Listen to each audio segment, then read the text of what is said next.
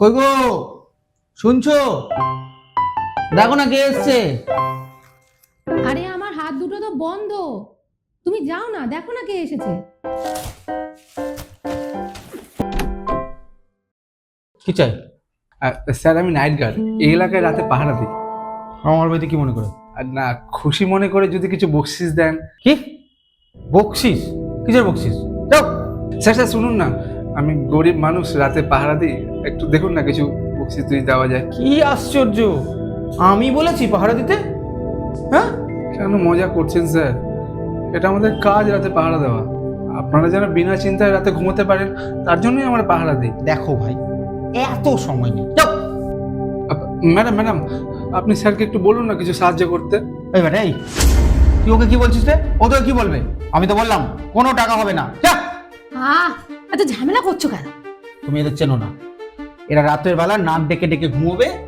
চোর যদি পাশ দিয়ে যায় না, এরা কোনোদিন টের পায় না। এটা কি বলছেন স্যার? ঠিকই তো বলছি, না হলে পাড়ায় এত চুরি ডাকাতি হতো না, বুঝেছিস? দেখুন না ম্যাডাম, স্যার শুধু শুধু আমাকে দোষ দিচ্ছেন। এই বেটাই, তুই আবার ওকে কি বলছিস? তোকে তো বললাম আমি কোনো টাকা তোকে দেবো না। যা এখান থেকে। শোনো না, এত করে যখন বলছে দিয়েই দাও না, কিছু দিয়ে ছাড়ো না। তুমি চেনো না এদের। এই যে এলো তোমার ঘরে, এই যে গয়না দেখলো, কানের দুল দেখলো, তোমার বাড়ির আসবাব দেখলো, এখন গিয়ে খবর দেবে, চোর ডাকাত পাঠাবে। কি বলছো তুমি এসব? ঠিকই বলছি। স্যার এটা আপনি ঠিক বললেন না। স্যার আমরা আপনাদের পরিবারের সুরক্ষার জন্য নিজের বাড়ি ছেড়ে রাস্তায় রাস্তায় ঘুরে ডিউটি করি স্যার, যাতে আপনারা শান্তিতে ঘুমাতে পারেন। আর আপনি এত বড় বদনাম দিলেন আমায়। বেতন পাও না তার জন্য? পাস তো বেতন, তাহলে চাইতে এসছিস কেন টাকা? যা। ওইটুকু সামান্য টাকায় আমাদের চলে না স্যার। বাড়িতে বউ আছে, ছেলে মেয়ে আছে, তাদের পড়াশোনার খরচ আছে, তাই জন্যই তো বকশিস চাইতে এসেছিলাম স্যার। আর আপনি তো আমাকে চোর ডাকাতের সঙ্গে তুলনা করলেন। দেখো ভাই, আজকে তুমি যাও, মন খারাপ করো না, তুমি আজকে যাও, ঠিক আছে?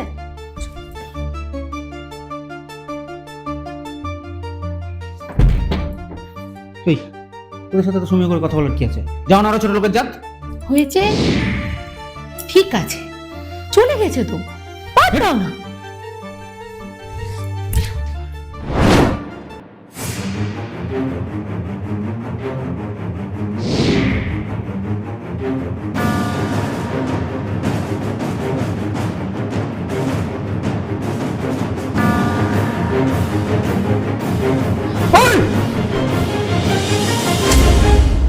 কি গো, শুনেছো? কি গো, তুমি শুনেছো কাল রাতে কি হয়েছে আমাদের পাড়াতে? কি হয়েছে? আরে কাল যে আমাদের পাড়ায় হট্টগোল হলো, তুমি তো নিজেও বেরোলে না, আমাকেও বেরোতে দিলে না। জানো কি হয়েছিল? কি হয়েছে বলবে? আরে আমাদের পাড়ায় চোর এসেছিল। ধরা পড়েছে? না না, ধরা পড়েনি, কিন্তু আমাদের যে ওই নাইট গার্ড ছেলেটা, ও তো চোরটাকে দেখে ফেলেছিল, আর তাই জন্য চোরটা চুরিও করতে পারেনি। কিন্তু আসলে ব্যাপারটা কি জানো, চোরটার কাছে নাকি অনেক কিছু ছিল। ভীষণ হাতাহাতি হয়েছে গো, খুব মারপিটও হয়েছে, মেরে তো ছেলেটার মাথাও ফাটিয়ে দিয়েছে, খুব ইনজিওর্ডও হয়েছে গো ছেলেটা। ইস, কষ্ট লাগছে। আরে কি ভাবছো? ভাবছি সেদিন বোধহয় ওকে অত কথা বলা ঠিক হয়নি গো। আমি অনেক ভুল করে ফেলেছি। শোনো না, একদিন চলো না, আমরা ওর বাড়িতে যাই। বাড়ি? বাড়ি চিনবে কি করে?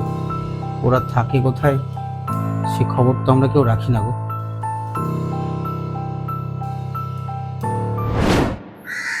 ভাই কেমন আছো? ভালো আছে। আমি সব শুনেছি, তোমার বাড়ির দিকেই যাচ্ছিলাম। আসলে সেদিন তোমাকে ওরকম ভাবে বলা আমার উচিত হয়নি, আমায় ক্ষমা করে দিও। স্যার আমরা নাইট গার্ড, আমাদের ডিউটি আপনাদের সুরক্ষা করা, কিন্তু আমাদের সুরক্ষার কথা কেউ ভাবে না। আপনাদের পরিবার আছে, আমাদেরও পরিবার আছে। আপনারা কাজে যান, আপনাদের প্রমোশনও আছে যদি ভালো কাজ করেন। আমাদের কোনো প্রমোশন নেই স্যার, আমরা পেটের দায়ে এই কাজ করি। যে জীবনে ঝুঁকি নিয়ে রাত জেগেই পাহারাটা দিই, তার জন্য খুশি মনে আমি বকশিস চাইতে গেছিলাম। আপনি বকশিস দিতেন না, ঠিক ছিল, চোর অপবাদটা নাও দিতে পারতেন। আমি সেদিনের জন্য খুব ক্ষমা প্রার্থী ভাই, আমার ওভাবে তোমাকে জাজ করা উচিত হয়নি। তুমি প্লিজ আমাকে ক্ষমা করো। আমি আর কোনোদিন কাউকে ওরকম ভাবে জাজ করবো না।